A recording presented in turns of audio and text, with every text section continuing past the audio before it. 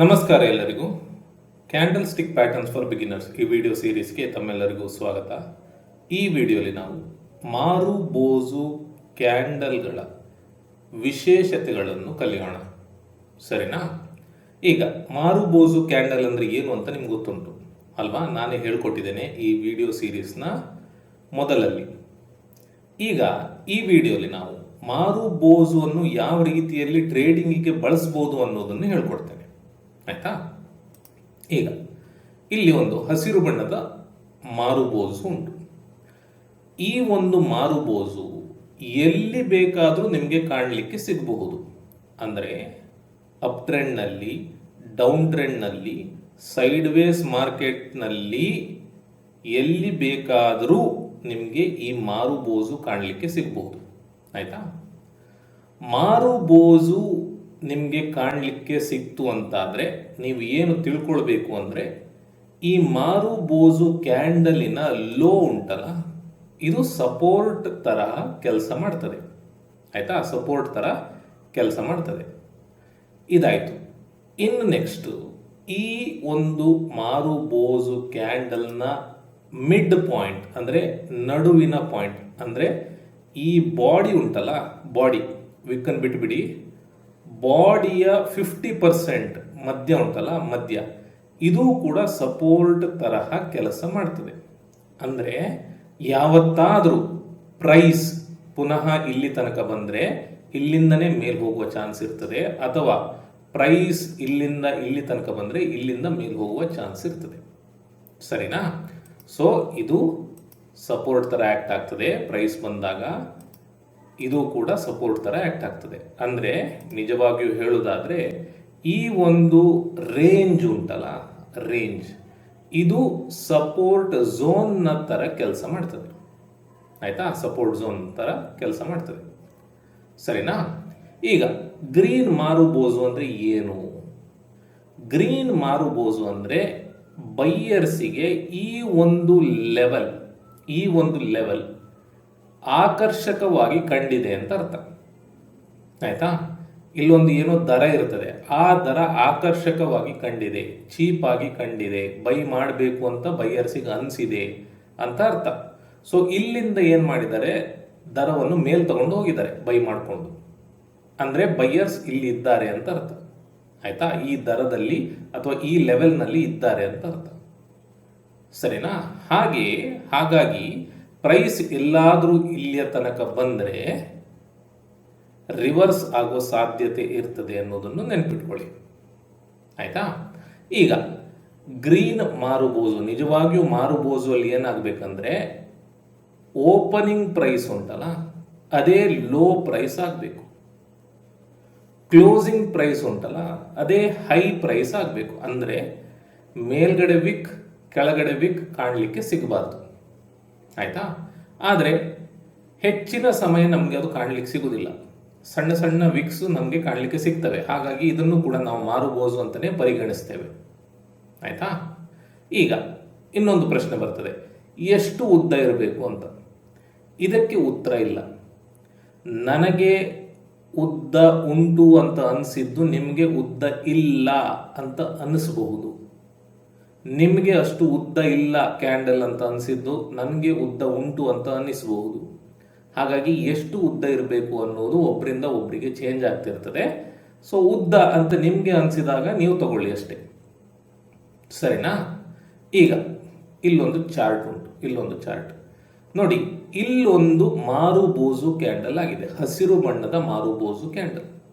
ಇದು ಒಂದು ಉತ್ತಮವಾದಂತಹ ಮಾರುಬೋಜು ಕ್ಯಾಂಡಲ್. ಯಾಕಂದರೆ ಕೆಳಗಡೆ ವಿಕ್ಕಿಲ್ಲ, ಇಲ್ಲಿ ಮೇಲ್ಗಡೆ ಸಣ್ಣದಾದಂತಹ ವಿಕ್ಕಿದೆ, ಆಯಿತಾ? ಸೊ ತುಂಬ ದೊಡ್ಡದು ಕೂಡ ಇದೆ. ಸೊ ಈ ಒಂದು ಕ್ಯಾಂಡಲನ್ನು ಮಾರುಬೋಜು ಕ್ಯಾಂಡಲ್ ಅಂತ ನಾವು ಲೆಕ್ಕಕ್ಕೆ ತಗೊಳ್ಬಹುದು, ಅರ್ಥ ಆಯ್ತಾ? ಈಗ ಏನು ಹೇಳಿದೆ, ಈ ಕೆಳಗಿನ ಲೆವೆಲ್, ಲೋ ಲೆವೆಲ್ ಉಂಟಲ್ಲ, ಈ ಕ್ಯಾಂಡಲ್ನ ಲೋ ಲೆವೆಲ್ ಸಪೋರ್ಟ್ ತರಹ ಕೆಲಸ ಮಾಡ್ತದೆ ಅಂತ ಹೇಳಿ ನೋಡಿ. ದರ ಇಲ್ಲಿಯ ತನಕ ಬಂದಿದೆ, ಇಲ್ಲಿಂದ ಮತ್ತೆ ಮೇಲೆ ಹೋಗ್ಲಿಕ್ಕೆ ಶುರು ಆಗಿದೆ ಅಲ್ವಾ? ದರದ ಮಧ್ಯ ಪಾಯಿಂಟ್ ಉಂಟಲ್ಲ, ಮಧ್ಯ ಪಾಯಿಂಟ್, ಇದು ಕೂಡ ಒಂದು ಸಪೋರ್ಟ್ನ ತರಹ ಕೆಲಸ ಮಾಡ್ತದೆ, ಸರಿನಾ? ಸೊ ನೋಡಿ ಇಲ್ಲಿ ಬಂತು, ಇಲ್ಲಿ ಬ್ರೇಕ್ಔಟ್ ಆಯಿತು, ನೆಕ್ಸ್ಟ್ ಇಲ್ಲೆಲ್ಲ ಸ್ವಲ್ಪ ಕಾಲ ಕಳೆದಿದೆ, ಮತ್ತೆ ಇಲ್ಲಿ ಬಂದಿದೆ, ಇಲ್ಲಿ ಬಂದಾಗ ಹತ್ರ ಮಧ್ಯ ಪಾಯಿಂಟಿಗೆ ಬಂದಾಗ ಇಲ್ಲಿಂದ ಮೇಲ್ ಹೋಗಿದೆ ಅಲ್ವಾ. ಅದರ ನೆಕ್ಸ್ಟ್ ಕ್ಯಾಂಡಲ್ ನೋಡಿ ಇಲ್ಲಿ, ಸೊ ಇಲ್ಲಿ ಮಧ್ಯದೂರಿಗೆ ಬಂದು ಇಲ್ಲಿಂದ ಮೇಲ್ ಹೋಗಿದೆ ಆಯ್ತಾ. ಈ ಮಧ್ಯದ್ದು ಯಾವಾಗಲೂ ಕೆಲಸ ಮಾಡಬೇಕಂತಿಲ್ಲ, ಬಟ್ ಕೆಳಗಿನ ಲೆವೆಲ್ ಸಪೋರ್ಟ್ ತರಹ ಸಾಮಾನ್ಯವಾಗಿ ಕೆಲಸ ಮಾಡ್ತದೆ, ಅರ್ಥ ಆಯ್ತಾ. ನೆಕ್ಸ್ಟ್ ಒಂದು ಸತಿ ಯಾವಾಗಲಾದರೂ ಈ ಥರ ಬಂದರೆ, ಮಾರುಬೋಜು ಕ್ಯಾಂಡಲ್ ಬಂದರೆ ನೀವು ನೆನ್ಪಿಟ್ಕೊಳ್ಬೇಕೇನೆಂದರೆ ಪುನಃ ದರ ಸ್ವಲ್ಪ ರಿಟ್ರಾಕ್ಟ್ ಆಗ್ತದೆ ಅಂತೇಳಿ, ಅಂದರೆ ಸ್ವಲ್ಪ ಪುಲ್ ಬ್ಯಾಕ್ ಬರ್ತದೆ ಅನ್ನೋದನ್ನು ನೀವು ನೆನ್ಪಿಟ್ಕೊಳ್ಬೇಕು. ನೋಡಿ ದರ ಮೇಲ್ ಹೋಯ್ತು, ಮತ್ತೆ ಸ್ವಲ್ಪ ಪುಲ್ ಬ್ಯಾಕ್ ಆಯಿತು ಅಲ್ವಾ, ಅಂದರೆ ಕೆಳಗೆ ಬಂತು. ಒಂದೇ ಇಲ್ಲಿ ತನಕ ಬಂದು ಇಲ್ಲಿಂದನೇ ಮೇಲ್ ಹೋಗ್ತದೆ, ಇಲ್ಲ ಇಲ್ಲಿ ತನಕ ಬಂದು ಇಲ್ಲಿಂದ ಮೇಲ್ ಹೋಗ್ತದೆ. ನೆಕ್ಸ್ಟ್ ನೀವೀಗ ಈ ಒಂದು ಚಾರ್ಟ್ ನೋಡೋದಿದ್ರೆ ಇದು ಇಂಟ್ರಾಡೇ ಚಾರ್ಟ್, ಅಂದರೆ 15 ನಿಮಿಷದ ಚಾರ್ಟ್. ಇಲ್ಲಿ ಒಂದು ದೊಡ್ಡದಾದಂತಹ ಕ್ಯಾಂಡಲ್ ಆಗಿದೆ ಅಲ್ವಾ. ಇದನ್ನು ನಾವು ಮಾರುಬೋಜು ಅಂತ ಲೆಕ್ಕಕ್ಕೆ ತಗೊಳ್ಳಿಕ್ಕೆ ಆಗೋದಿಲ್ಲ, ಯಾಕಂದರೆ ಇಷ್ಟು ದೊಡ್ಡ ವಿಕ್ ಉಂಟು ಇಲ್ಲಿ, ಇಷ್ಟು ದೊಡ್ಡ ವಿಕ್ ಇಲ್ಲಿ ಕೂಡ ಉಂಟು ಆಯ್ತಾ. ಆದರೆ ಈ ಕ್ಯಾಂಡಲ್ ದೊಡ್ಡದಾಗಿ ಇರುವುದರಿಂದ ಇದರ ಒಂದು ಲೋ ಹಾಗೂ ಇದರ ಮಿಡ್ ಪಾಯಿಂಟ್ ಕೂಡ ಸಪೋರ್ಟ್ನ ಥರ ಕೆಲಸ ಮಾಡ್ತದೆ. ನಾವು ಒಂದು ಮಾರುಬೋಜುವಿನ ಲಕ್ಷಣ ಇಲ್ಲದೆ ಇದ್ದಾಗ ಆ ಕ್ಯಾಂಡಲ್ ಅನ್ನು ಬಿಟ್ಬಿಡಬಾರ್ದು ಆಯ್ತಾ. ದೊಡ್ಡದಾದಂತಹ ಕ್ಯಾಂಡಲ್ ಅಂದ್ರೆ ಏನರ್ಥ, ಅಲ್ಲಿ ದೊಡ್ಡದಾದಂತಹ ಬೈಯಿಂಗ್ ಅಂದ್ರೆ ದೊಡ್ಡ ಪ್ರಮಾಣದಲ್ಲಿ ಬೈಯಿಂಗ್ ಆಗಿದೆ ಅಂತ ಅರ್ಥ ಮಾಡ್ಕೊಳ್ಬೇಕು ಆಯ್ತಾ. ಹಾಗೆ ಆದಾಗ ಅದರ ಲೋ ಕೂಡ ಸಪೋರ್ಟ್ ತರವೇ ಕೆಲಸ ಮಾಡ್ತದೆ ಆಯ್ತಾ. ಇಲ್ಲಿ ನೋಡಿ, ಇದು ಇದರ ಲೋ, ಇದು ಇದರ ಹೈ, ಇದು ಇದರ ಮಿಡ್ ಪಾಯಿಂಟ್ ಆಯ್ತಾ. ನೀವು ನೋಡಿ ಈ ದಿನ ಇಲ್ಲಿ ಶುರುವಾಗಿ ಇಲ್ಲಿ ಮುಗೀತು ಆಯ್ತಾ. ಏನೇ ಆದರೂ ಕೂಡ ಇದರ ಒಳಗೆ ಇತ್ತು. ನೆಕ್ಸ್ಟ್ ದಿನ ಇಲ್ಲಿ ಶುರುವಾಗಿ ಇಲ್ಲಿಗೆ ಮುಗೀತು, ಏನೇ ಆದರೂ ಕೂಡ ಇದರೊಳಗೆ ಮುಗೀತು. ನೆಕ್ಸ್ಟ್ ದಿನ ಕೂಡ ನೋಡಿ ಮಧ್ಯ ಪಾಯಿಂಟ್ ತನಕ ಬಂದು ಇಲ್ಲಿಂದ ಮೇಲೆ ಹೋಗಿ ಇಲ್ಲಿ ತನಕ ಹೋಗಿದೆ, ಇದರ ಹೈ ತನಕ ಹೋಗಿದೆ, ಮತ್ತು ಕೂಡ ಅದೇ ದಿನದಲ್ಲಿ ಅದೇ ರೇಂಜಲ್ಲಿ ಇತ್ತು. ಅಂದರೆ ಯಾವಾಗ ಅದು ಈ ಒಂದು ರೇಂಜಿಂದ ಹೊರಗೆ ಹೋಗುವುದಿಲ್ವೋ ಅಲ್ಲಿ ತನಕ ನಮಗೆ ಬೇರೆ ಮೂವ್ ಸಿಗುವುದಿಲ್ಲ ಆಯ್ತಾ. ನೋಡಿ ಇಲ್ಲಿ ಒಂದು ನಾವು ಕಲಿತಂತಹ ಪ್ಯಾಟರ್ನ್ ಆಗಿದೆ, ಮತ್ತೆ ಇಲ್ಲಿ ದಿನ ಕ್ಲೋಸ್ ಆಗಿದೆ, ಇಲ್ಲಿ ಕೂಡ ಕೆಳಗೆ ಬಂತು, ಈ ಒಂದು ಓಪನಿಂಗ್ ಪ್ರೈಸ್ ಸಪೋರ್ಟ್ ತರ ಆಕ್ಟ್ ಆಯಿತು, ಮತ್ತೆ ಅಲ್ಲೇ ಸೈಡ್ ವೇಸ್ ಮೂವ್ ಆಗ್ತಾ ಇತ್ತು ಆಯ್ತಾ. ಸೊ ಹೀಗೆ ಯಾವತ್ತೂ ಕೂಡ ಒಂದು ದೊಡ್ಡದಾದಂತಹ ಕ್ಯಾಂಡಲ್ ಆದಾಗ ನೀವು ಮಾರುಬೋಜು ಹೌದೋ ಅಲ್ವೋ ಸ್ಟ್ರಿಕ್ಟ್ ಆಗಿ ಅಂತ ನೋಡಬಾರ್ದು. ದೊಡ್ಡದಾದಂತಹ ಕ್ಯಾಂಡಲ್ ಬಂದಾಗ ಅದರ ಮಿಡ್ ಪಾಯಿಂಟ್ ಹಾಗೂ ಅದರ ಲೋ ಸಪೋರ್ಟ್ ತರ ಕೆಲಸ ಮಾಡ್ತದೆ ಅಂತ ನಿಮ್ಗೆ ಗೊತ್ತಿರಬೇಕು ಆಯ್ತಾ. ನೆಕ್ಸ್ಟ್ ರೆಡ್ ಮಾರುಬೋಜು, ಇದರ ಲಕ್ಷಣ ಏನಂದ್ರೆ ಓಪನಿಂಗ್ ಪ್ರೈಸೇ ಹೈ ಆಗಿರಬೇಕು, ಲೋ ಪ್ರೈಸೇ ಕ್ಲೋಸಿಂಗ್ ಪ್ರೈಸ್ ಆಗಿರಬೇಕು. ಬಟ್ ಇಲ್ಲಿ ಸಣ್ಣ ಸಣ್ಣ ವಿಕ್ ಉಂಟು, ಇದು ತೊಂದರೆ ಇಲ್ಲ. ಇದರ ಹೈ ರೆಸಿಸ್ಟೆನ್ಸ್ ತರ ಕೆಲಸ ಮಾಡ್ತದೆ, ಹಾಗೂ ಇದರ ಮಿಡ್ ಪಾಯಿಂಟ್ ಕೂಡ ರೆಸಿಸ್ಟೆನ್ಸ್ ತರ ಕೆಲಸ ಮಾಡ್ತದೆ ಆಯ್ತಾ. ಪ್ರೈಸ್ ಇಲ್ಲಿಯ ತನಕ ಬಂದರೆ ಇಲ್ಲಿಂದ ರಿವರ್ಸ್ ಆಗುವ ಸಾಧ್ಯತೆ ಇರ್ತದೆ, ಪ್ರೈಸ್ ಇಲ್ಲಿಯ ತನಕ ಬಂದರೆ ಇಲ್ಲಿಂದ ರಿವರ್ಸ್ ಆಗುವ ಸಾಧ್ಯತೆ ಇರ್ತದೆ ಆಯ್ತಾ. ಆದರೆ ಈ ರೆಡ್ ಮಾರುಬೋಜು ಅಲ್ಲಿ ಏನಾಗ್ತದೆ ಅಂದ್ರೆ ಈ ರೀತಿ ಒಂದು ಪುಲ್ ಬ್ಯಾಕ್ ಉಂಟಲ್ಲ, ಈ ರೀತಿ ಪುಲ್ ಬ್ಯಾಕ್ ಇದು ಕೂಡಲೇ ಬರೋದಿಲ್ಲ ಆಯ್ತಾ. ಸ್ವಲ್ಪ ಸಮಯ ಬಿಟ್ಟು ಬರ್ಬೋದು, ಯಾಕಂದ್ರೆ ರೆಡ್ ಮಾರುಬೋಜು ಅಂದ್ರೆ ಏನರ್ಥ, ಸೆಲ್ಲಿಂಗ್ ಆಗಿದೆ ಅಂತ ಅರ್ಥ, ತುಂಬಾ ದೊಡ್ಡ ಪ್ರಮಾಣದಲ್ಲಿ ಮಾರಾಟ ಮಾಡಿದ್ದಾರೆ ಅಂತ ಅರ್ಥ. ಮಾರಾಟ ಯಾವಾಗ ಮಾಡ್ತಾರೆ ಜನರು ಅಂದ್ರೆ ಅವರಿಗೆ ಹೆದರಿಕೆ ಇದ್ದಾಗ ಆಯ್ತಾ. ಬೈಯಿಂಗ್ ಹಸಿರು ಮಾರುಬೋಜು ಯಾವಾಗ ಆಗ್ತದೆ ಅಂದ್ರೆ ಬೈಯಿಂಗ್ ಆದಾಗ, ಜನರು ಆಶಾವಾದಿಗಳಾಗಿದ್ದಾಗ, ಜನರಿಗೆ ಮಾರ್ಕೆಟ್ ಮೇಲೆ ನಂಬಿಕೆ ಇದ್ದಾಗ, ಇನ್ನು ಪ್ರೈಸ್ ಮೇಲೆ ಹೋಗ್ತದೆ ಅಂತಿದ್ದಾಗ, ಆಪ್ಟಿಮಿಸ್ಟಿಕ್ ಇದ್ದಾಗ ಬೈಯಿಂಗ್ ಮಾಡ್ತಾರೆ. ಅಲ್ಲಿಂದ ಸ್ವಲ್ಪ ಪುಲ್ ಬ್ಯಾಕ್ ಬರ್ತದೆ ಹಸಿರು ಕ್ಯಾಂಡಲ್ ಇದ್ದಾಗ. ಆದರೆ ಕೆಂಪು ಬಣ್ಣದ ಕ್ಯಾಂಡಲ್ ಆದಾಗ ಜನರು ಪ್ಯಾನಿಕ್ ಮೋಡಲ್ಲಿ ಇರ್ತಾರೆ, ಅಂದ್ರೆ ಹೆದರಿಕೆಯಲ್ಲಿ ಎಲ್ಲ ಸೆಲ್ ಮಾಡ್ತಾ ಇರ್ತಾರೆ. ಸೊ ಏನಾಗ್ತದೆ ಅಂದ್ರೆ ದರ ಕೆಳಗೆ ಬಿದ್ದು ಬಿದ್ದು ಬಿದ್ದು ಬಿದ್ದು ಬೀಳ್ತಾ ಇರ್ತದೆ. ಮತ್ತೊಮ್ಮೆ ಯಾವಾಗ್ಲಾದ್ರೂ ಮೆಲ್ಲಕ್ಕೆ ಇಲ್ಲಿ ತನಕ ಬರ್ಬೋದೇ ಹೊರತು ಕೂಡಲೇ ಬರೋದಿಲ್ಲ ಆಯ್ತಾ. ಬಂದರೂ ಕೂಡ ಮಿಡ್ ಪಾಯಿಂಟ್ ರೆಸಿಸ್ಟೆನ್ಸ್ ತರ ಕೆಲಸ ಮಾಡ್ತದೆ, ಇಲ್ಲಿ ಟಾಪ್ ಕೂಡ ರೆಸಿಸ್ಟೆನ್ಸ್ ತರ ಕೆಲಸ ಮಾಡ್ತದೆ, ಸರಿನಾ. ಈಗ ಇಲ್ಲಿ ನೋಡಿ, ಇಲ್ಲಿ ಏನಾಗಿದೆ, ಒಂದು ದೊಡ್ಡದಾದಂತಹ ಕೆಂಪು ಕ್ಯಾಂಡಲ್ ಸ್ಟಿಕ್ ಬಂದಿದೆ ಅಲ್ವಾ. ಸೊ ಇಲ್ಲಿ ವಿಕ್ ಉಂಟು, ಮಾರುಬೋಜು ಅಲ್ಲ, ಆದರೂ ಕೂಡ ಇದು ದೊಡ್ಡದಾದಂತಹ ಕ್ಯಾಂಡಲ್ ಆದ ಕಾರಣ ಲೆಕ್ಕಕ್ಕೆ ತಗೊಳ್ಳೋಣ.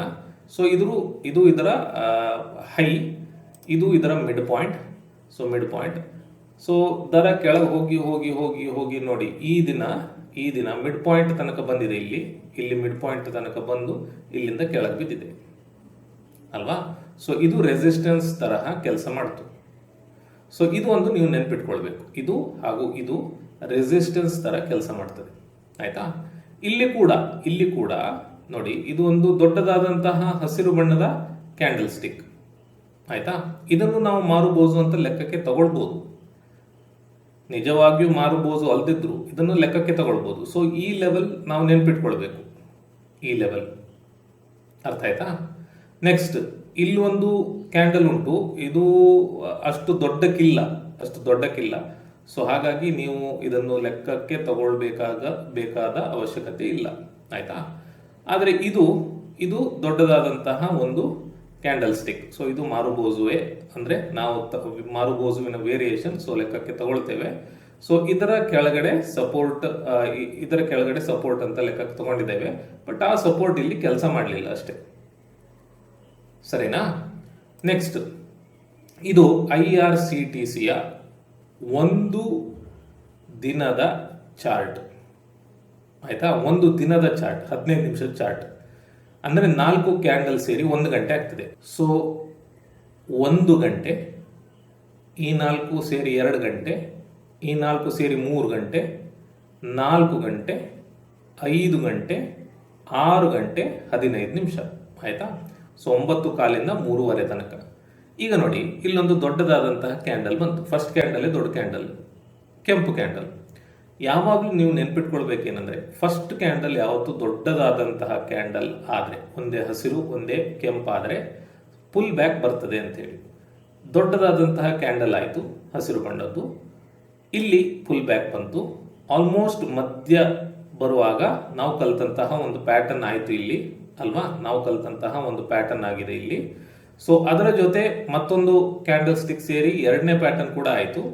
ಇದೇನಿದು ಬೇರಿಶ್ ಎನ್ಗಲ್ಫಿಂಗ್ ಅಲ್ವಾ. ಸೊ ಈ ಪ್ಯಾಟರ್ನ್ ಹೆಸರೇನು ನೆನಪಿಲ್ಲ, ಬಿಟ್ಬಿಡಿ, ತೊಂದರೆ ಇಲ್ಲ. ಆಯ್ತಾ. ಸೊ ಹೆಸರು ನೆನ್ಪಿಟ್ಕೊಳ್ಳುವ ಅಗತ್ಯ ಇಲ್ಲ. ಬಟ್ 2 ಪ್ಯಾಟರ್ನ್ ಇಲ್ಲ ಆಯಿತು. ಇದೇನು ಹೇಳ್ತಾ ಉಂಟು, ದರ ಇನ್ನು ಕೆಳಗೆ ಹೋಗ್ತದೆ ಅಂತೇಳಿ. ಸೊ ದರ ಹೋಯ್ತು ಇಲ್ಲಿ ತನಕ ಹೋಯ್ತು. ಇಲ್ಲೊಂದು ನಮಗೆ ಗೊತ್ತಿರುವ ಒಂದು ಪ್ಯಾಟರ್ನ್ ಆಯಿತು. ಸೊ ಇಲ್ಲಿಂದ ದರ ಮೇಲ್ ಬಂದು